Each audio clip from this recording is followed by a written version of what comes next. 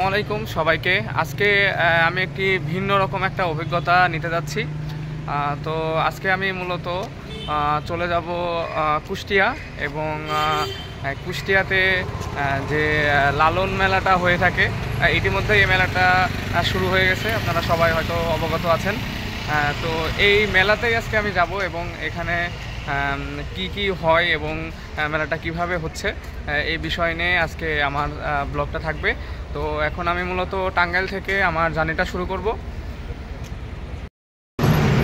তো এখন আমি মূলত টাঙ্গাইলের নতুন বাস স্ট্যান্ডে অবস্থান করছি এবং এই নতুন বাস স্ট্যান্ড থেকে আমি মূলত এলেঙ্গার উদ্দেশ্যে যাব এবং এলেঙ্গা থেকে আমি ওইখান থেকে বাসে আর কি উঠবো।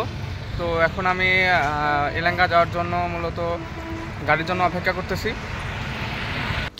এই তো আমি এলেঙ্গা থেকে তারপরে বাসে উঠে গেছি এবং বাসে করে আমি মূলত চলে যাব বনপাড়া পর্যন্ত এবং সেখান থেকে আমি কুষ্টিয়া যাব। দর্শক, আমি মূলত এখন সিরাজগঞ্জ রোডে এবং আমাদের বাসটা এখানে 20 মিনিটের জন্য ব্রেক দিছে এবং আমি এখানে আমার এক কাকু পাইলাম। তিনি মূলত লালনের যে মেলা সেখানে যাচ্ছেন এবং তার হাতে দেখতে পাচ্ছেন যে এটা হরিণের শিং, তিনিও সেখানে যাচ্ছেন। এখন এখানে কিন্তু বিভিন্ন ধরনের মানুষ কিন্তু তারা আছেন, যারা আমার সঙ্গী আর কি, আমাদের সাথে আর কি যাচ্ছেন। তাদের উদ্দেশ্য কিন্তু এই লালনের মেলা। এটা কতদিন ধরে রাখছেন কাকু? তাই, আচ্ছা। দর্শক দেখেন, এটা মূলত হরিণের শিং, তাই না? একদম হরিণের শিংই অরিজিনাল। তাই, আচ্ছা। দর্শক, তারপরে আমি আবার কুষ্টিয়ার উদ্দেশ্যে রওনা দিব এবং তারপরে পরবর্তী সেখানে গিয়ে বিস্তারিত সবকিছু জানানোর চেষ্টা করবো ইনশাআল্লাহ।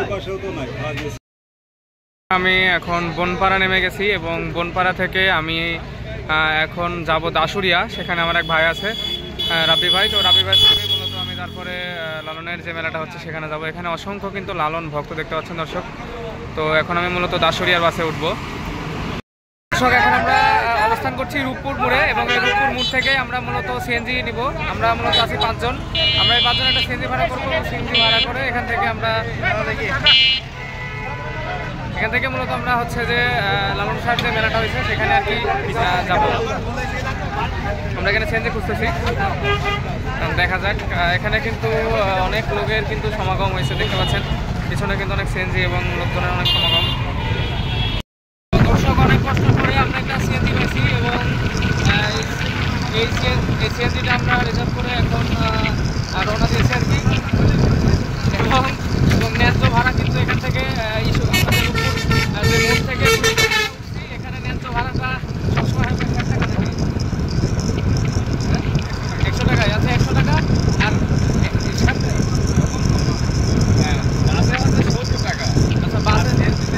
বাসে 70, সিএনজিতে 100, কিন্তু সেটা এখন হচ্ছে যে বেশি হয়ে গেছে। আমরা মূলত 150 টাকা করে যাচ্ছি। আচ্ছা, আর এবং আমাদের কিন্তু লালনের যে মেলাটা হচ্ছে সেখান থেকে কিন্তু আরও অনেক আগেই নামাই দিবে। আমাদের ওখান থেকে আরও 20 টাকা ভাড়া, অটো ভাড়া দিয়ে কিন্তু তারপরে লালনের যে মেলা আছে সেখানে আর কি যাওয়া লাগবে। তো দর্শক, আমরা যাচ্ছিলাম মূলত বিকেলের দিকে এবং বিকেলে কিন্তু লালন শাহ সেতুটা অনেক সুন্দর লাগে। এই মুহূর্তটা আমরা দেখতে দেখতেই মূলত যাচ্ছিলাম। দর্শক, সিএনজি মূলত আমাদের ঈশ্বরদী থেকে মজমপুর যে মোড়টা আছে সেখানে নামাই দিয়েছে এবং এখান থেকে আমরা একটা অটো নিয়ে নিয়েছি। অটোতে করে আমরা চলে যাব আপনার লালনের যে মেলাটা হচ্ছে সেখানে।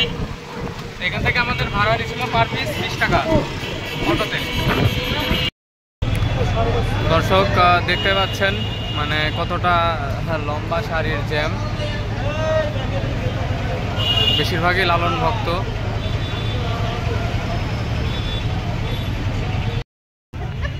দর্শক, আমরা অটোতে উঠছিলাম কুষ্টিয়া শহরের ভিতর থেকে, কিন্তু দুর্ভাগ্যক্রমে এতই মানুষের ভিড়, সে কারণে দেখতে পাচ্ছেন দূরে এখনো জ্যাম লেগে আছে। সে কারণে আমরা এখন বিকল্প পদ্ধতি, আমরা রেল লাইন দিয়ে হেঁটে হেঁটে যাচ্ছি এবং রেল লাইন দিয়ে এই সোজা আর কি আমরা 10 মিনিট হাঁটলে তারপরে আমরা লালনের যে মেলাটা বা লালনের যে আখড়া সেটাতে পৌঁছাতে পারবো। দেখতে পাচ্ছেন আর একটা লালন পাগল। দর্শক আমরা রাস্তার মধ্যে দু একটা লালন পাগলকে দেখতে পাচ্ছি। হ্যাঁ, এদিকে আমাদের আর একটা লালন পাগল কিছু বলবে। বলেন ভাই।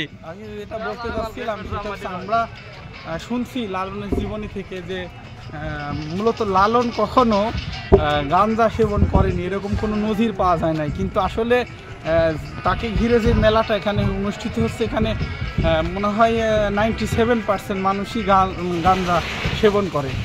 আসলেই কি ভক্ত কি অনুসারীরা লালনের এই অনুসরণ করতেছে, নাকি এমনিতেই সব কিছু দেখা যাচ্ছে যে দেহতত্ত্ব গান দেখেই তারা বলতেছে যে আমরা লালন ভক্ত? আসলে এই গানগুলা যেমন দেহতত্ত্বের লালনের, ঠিক এই গানের জন্যই হয়তো বা তারা দেখা যাচ্ছে যে যারা মানে সিদ্ধি খায় তারা দেখা যাচ্ছে অনেক ফিল নেয় এবং এই দেহতত্ত্ব গানে তারা ভক্ত। এর জন্য বিশেষ করে তারা লালন ভক্ত বলে, কিন্তু লালন ভক্ত মোটেও না। লালনের যে আদর্শটা তারা কিন্তু এখনো সেটা গ্রহণ করতে পারে নাই। তো যাই, তারপরে দেখি হয়। তো দেখা যাক, আমরা আগে যাই, সেখানে গেলে বুঝতে পারবো আসলে লালনের ভক্তবিন্দুরা আসলে কিভাবে তার আদর্শগুলো মেনে চলছে। আমরা কিন্তু দুই সাইডে তাকাইলে দেখতে পাবো এপাশে কিন্তু একতারা নিয়ে কিন্তু গানের যে একটা যন্ত্র সেটা নিয়ে কিন্তু যাওয়া হচ্ছে। তো দর্শক আমরা অনেক দূর হেঁটে চলে আসছি, হয়তো আরও হাঁটা লাগবে, তার কারণ আমরা অলরেডি জ্যামে পড়ছিলাম, সে কারণে নেমে গেছি। তো দর্শক প্রতিমধ্যে কিন্তু আমি আরও একটা লালন ভক্ত পেয়ে গেলাম, দেখতেই পাচ্ছেন এই লালন ভক্তটিকে।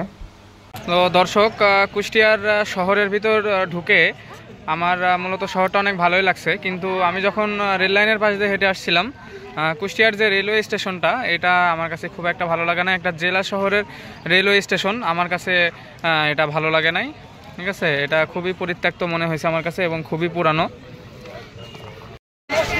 দর্শক এটা মূলত রাস্তা, দেখতে পাচ্ছেন রাস্তাতে কি পরিমাণ মানে জ্যাম হয়ে আছে, ভিড় হয়ে আছে, লোকজনের মানে সমাগমের শেষ নাই, অনেক লোকজন।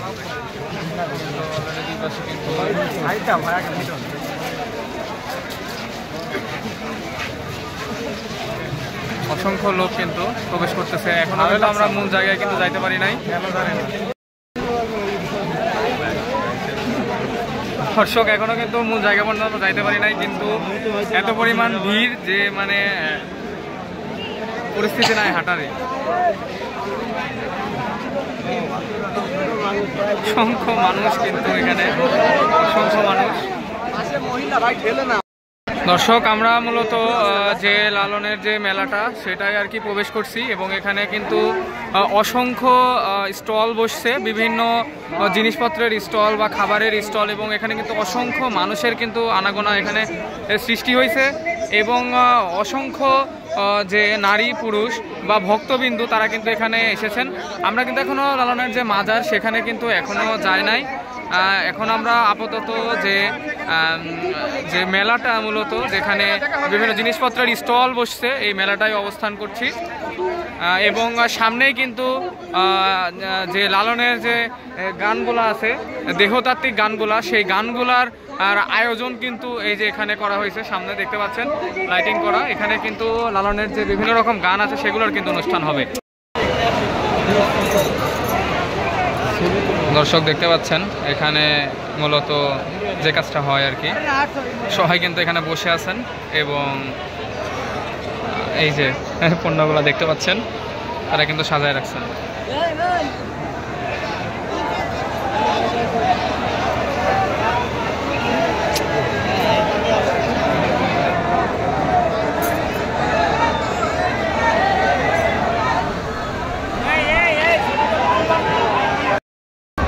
দর্শক আপনারা দেখতে পাচ্ছেন এখানে কিন্তু অসংখ্য মানুষ, অসংখ্য, মানে এটা শুধু জাস্ট আমি যেখানে গান হচ্ছে গানের আসরটা দেখাচ্ছি, আসরের আশেপাশে তো দর্শক এখানে এত পরিমাণ মানুষ ছিল এবং এটা শুধু আমি যেখানে গান হচ্ছে গানের সামনেটুকু আপনাদের দেখাইতে পারতেছি, কিন্তু এবং এর আশেপাশে যে মেলা এবং স্টলগুলো বসছে এবং লালনের যে কবরটা আছে বা লালনের মাজারটা যেখানে আছে সেখান থেকে পর্যন্ত এত পরিমাণ মানুষ ছিল, আসলে এটা মানে বলে ভাষায় প্রকাশ করার মতো না, এত পরিমাণ মানুষ। এবং এই ভিড়ের মধ্যে যদি মানে কেউ যায় তাহলে একদম সিদ্ধ হয়ে যাবে বলতে পারেন, এবং ধাক্কাধাক্কির মধ্যে যদি দুর্বল হার্টের মানুষ যায় তাহলে কিন্তু আরও অবস্থা খারাপ।